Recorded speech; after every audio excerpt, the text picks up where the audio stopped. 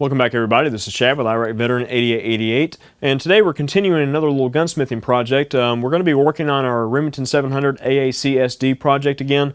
If you remember from the previous video, we showed you how to properly mount a scope base. I mounted a 20 MOA Badger Ordnance rail on my 700 here, and today we're moving on to mount the scope. And scope mounting can be one of those things. If it's not done correctly, you could have reticle cant and whatnot that can throw your shots off at longer range. On a precision rifle build or precision rifle project, you want to make dang sure that your reticle is perfectly aligned with your bore. And there's a couple of specialty tools that you can use in order to accomplish that task. And we've got a Wheeler Precision professional leveling set from Brownells. This is a really neat setup. We've used the small basic set in the past. It just comes with the two magnetic bevel levels. That works okay, but sometimes you run into issues when you've got your scope mounted on your rail. You don't really have any good area to drop your level on and get a good idea of whether or not your rifle is still level through the mounting process. With this professional leveling set, you actually have a barrel clamp, and you adjust using this little set screw here. And basically you can level your gun out, use this, and then you can take this, drop it on top of your scope, and you still have a good level to go off of to level everything out. There are other methods too that are a little bit more precise. I mean, you can always go outside and run a plumb line 35 or 40 yards away, clamp your rifle up, but not a lot of people have that sort of option. This is a really, really good way for about 50 bucks to get a solid leveling set to be able to use on multiple platforms. And a bench vise for this setup is a must. I mean, you can do this process in, say, a Tipton gun vise or something along those lines, but it doesn't hold the rifle extremely secure. With a bench vise and the proper jaws here that are cut in a V shape to hold the barrel, clamped down nice and tight, once you get this thing set up, it's not going anywhere. Through the entire process, the level will stay where it needs to, and you'll be good to go. But anyways, there's a couple other tools that I want to show you that you're going to need for this process. Some of the tools and equipment is exactly the same from the first video. We're going to be using a small pipe cleaner to clean some of the screw holes and whatnot in the rings and the bases and such. We've got some blue Loctite, medium strength Loctite. We're going to be using our Magnatip screwdriver set again from Brownells. Gunsmithing screwdriver sets are a must for this sort of situation. You have to have a specific screwdriver set for anything firearms related. Otherwise, you're going to wind up screwing something up. But anyways, we're going to use that. We're going to use our Magnatip torque handle, which is immensely handy. This is going to provide the proper torque for not only our scope, or actually our rings itself, the ring clamps that go to the base, but also the ring screws for the top half that secure the scope. And the rings that we're going to be using today are actually, they're Vortex marked, but they're actually produced by Seekins Precision, and these are very high quality 30mm rings. The optic that we're going to be mounting today is the Leupold 4.5 to 14 by 50 extended range tactical. You guys may remember this optic from my M1A. That's what we used to do the review on this particular piece of glass here. Very, very high quality. I felt like pulling it off of my M1A and running on this project. That way I had a really, really solid piece of glass to start with when we start to do accuracy testing with this Hogue stock that the rifle comes with. Plus, when we move up to like a chassis system or even like another high quality stock that we wind up bedding. Not really sure what this project is going to entail in the future. Just kind of going to go with the flow and bring you guys along for the ride. But anyways, that's pretty much everything that we're going to use, tool-wise and accessory and optics-wise and such. So I'm going to show you, I've already got this Wheeler set up on here, but I'm going to pull it off, go through the process of setting this up, leveling your rifle out, and then we're going to go through the process and show you exactly how to mount and level your scope properly and torque everything down. Let's get started. Alright guys, the first thing that we're going to do is get the rifle set up in the vise, which we already have, and we're going to drop the professional scope leveling set from Wheeler on here. Consists of two parts. You have a basically master bubble level that goes on your scope base, and it is magnetic. So we've got a steel scope base here, so it drop right on there and stick in place really nicely. Okay, and the barrel mount level is pretty unique. It actually clamps onto the barrel assembly itself, and then it has this thumb screw up top to adjust the level to match the level back here. Okay, And what you're going to do is just basically clamp this thing on and get it roughly leveled. And I've already leveled the rifle itself up in the vise, so this should still be pretty much right on the money. Okay. Looks good to me. It's pretty much spot on. And what we're going to do is we're going to snug our barrel clamp level down, and then we're going to use the thumb screw to adjust the bubble to match the level of the receiver itself. Alright, so now that we've got our action leveled up and everything, we can pull the secondary level off of the receiver scope base here, and we can proceed to determine the proper orientation and whatnot for our optic here. And I've already selected these rings based on the proper height here. And a good way of determining the proper height of your rings is to purchase your optic first. And you can actually use a series of nickels or pennies to stack your, basically stack up on your receiver scope base here. And you can get an idea of what height you're going to need. Most of the retailers that you're going to find quality scope bases and rings at, they're going to give you the measurement from the bottom of the base up to the bottom of the scope tube and whatnot, so you can get a good indication of what you're going to need. So the next step is going to be to place your rings on your scope base, and basically what you're trying to do is just space the rings accordingly to accommodate your optic of choice. And I've got the forward ring pretty close to the start of the objective bell, because I'm going to try to accommodate a flatline ops anti-cant device forward of the target turrets, just so it doesn't block the rear of the turrets and my adjustments and such as that.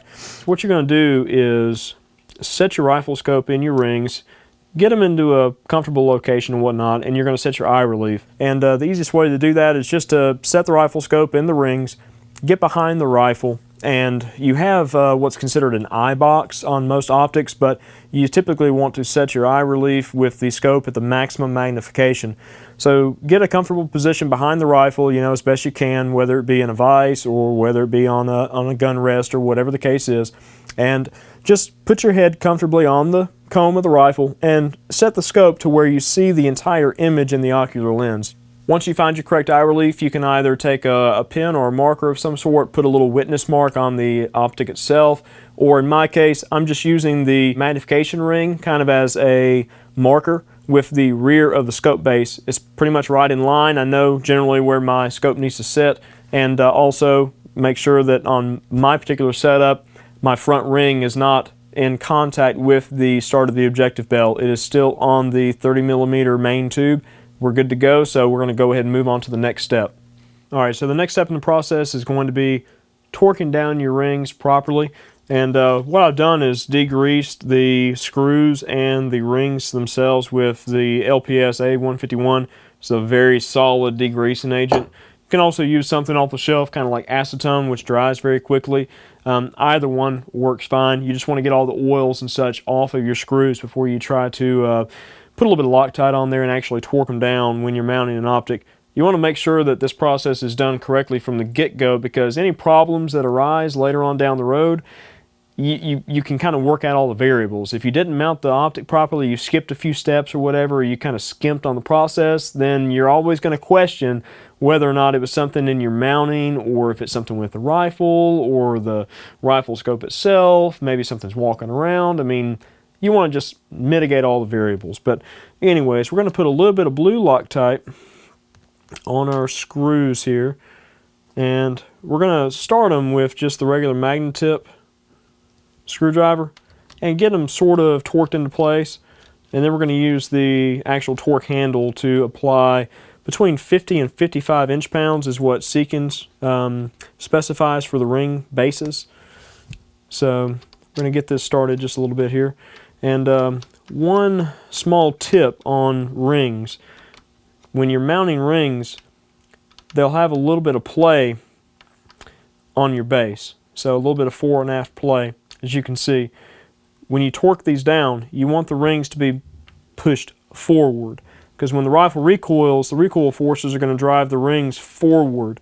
Okay, so you want them solidly mounted up front. So we're going to just push the rings forward and down give that front screw a little bit of torque, and we're going to pull the rear screw out, and we're going to apply a little more blue Loctite to it. Repeat the process, and we're going to basically repeat this process on the rear ring as well. I won't bore you guys with that process, but we'll finish this up and we'll move on to torquing these rings down to the specified setting. Alright, so far along in the process, we've got our scope rings adjusted properly for our rifle scope. We've got our general eye relief set up, and we've snugged our ring base screws down with a little bit of Loctite and whatnot. Now we're going to use our torque handle to torque these screws to the specified torque setting, which is 50 to 55 inch-pounds. So we're basically just going to adjust this out to 50 inch-pounds. So we've got 10, 20, 30, 40, and 50. Very, very simple tool to use. And we've got our T25 Torx head in here. Basically what we're going to do is start on the end here, and we're just going to torque these ring base screws down to 50 inch-pounds. Okay. Well, nice, everything. That way everything is nice and even.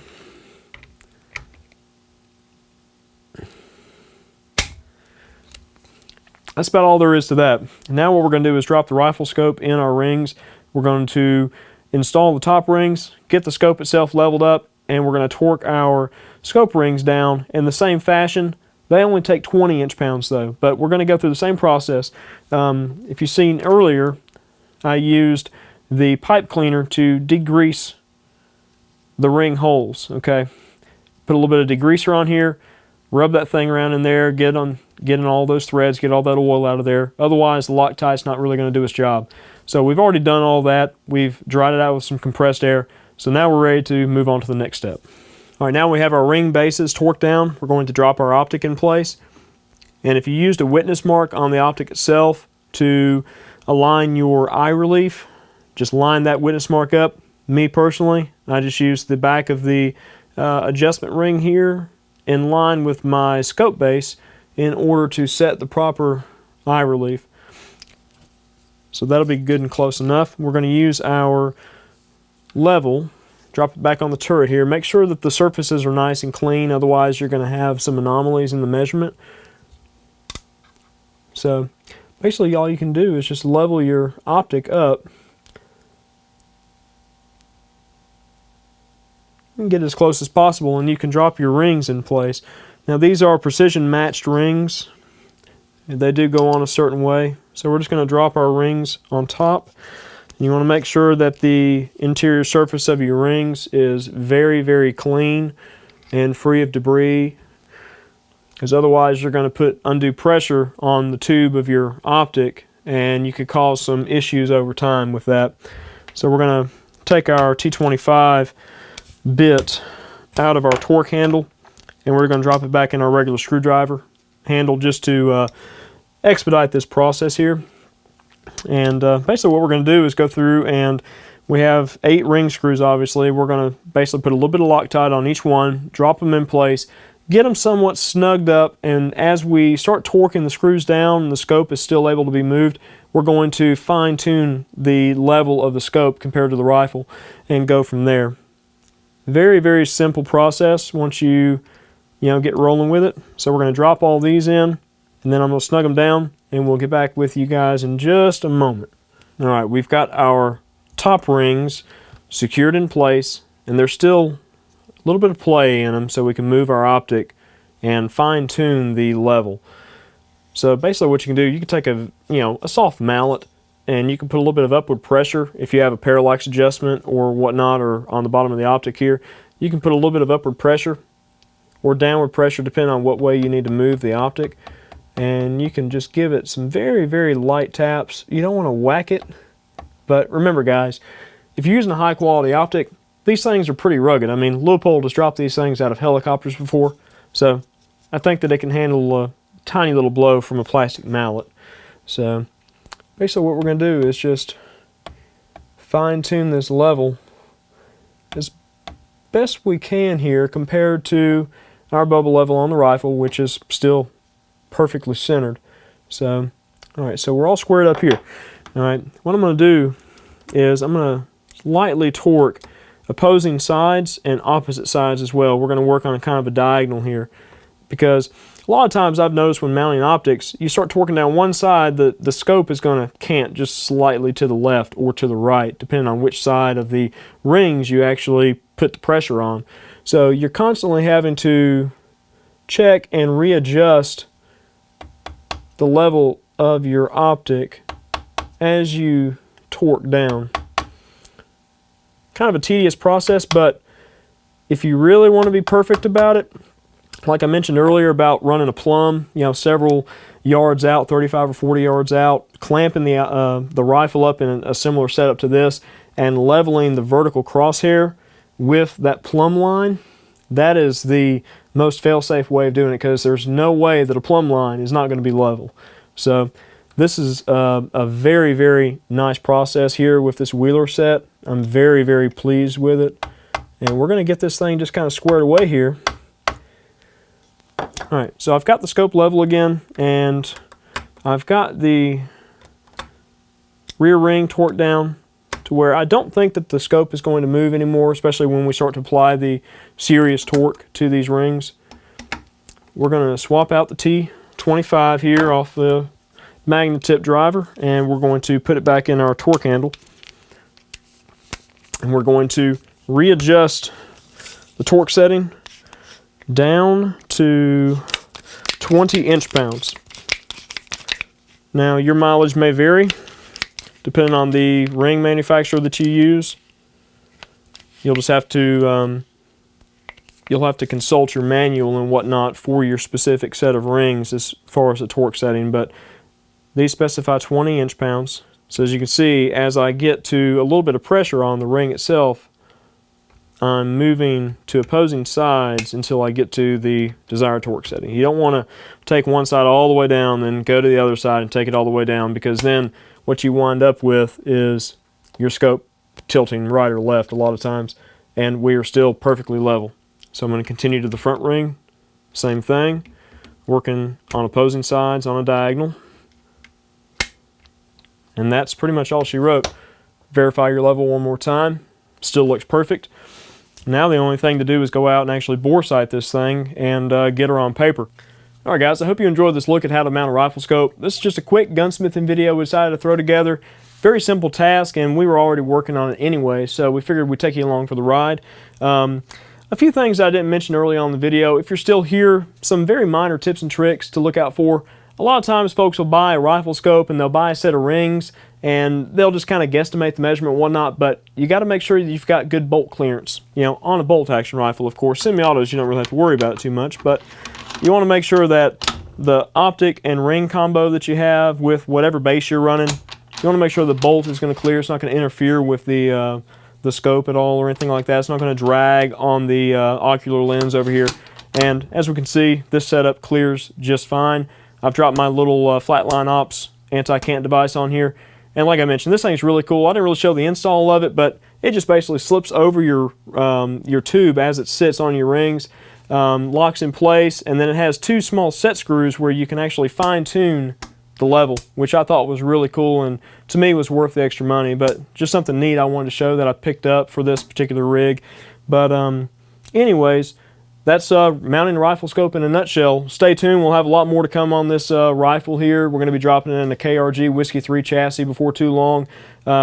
Very, very nice chassis system. Kind of an alternative to picking up a nice tactical style stock and full length bedding it, either with like Acroglass or like some sort of steel bed. Usually the chassis systems have like a nice aluminum bedding block or whatever in there, and you just give it a specified torque and it can immensely accurize your rifle in a lot of cases. So we're going to put that to the test, but got a really cool chassis on the way. Stay tuned, got a lot more to come with this little rig. This is kind of the starting from scratch precision rifle build, if you will. I mean, just trying to see what we can squeeze out of this platform. But anyways, until next time, take it easy, and we'll catch you next time.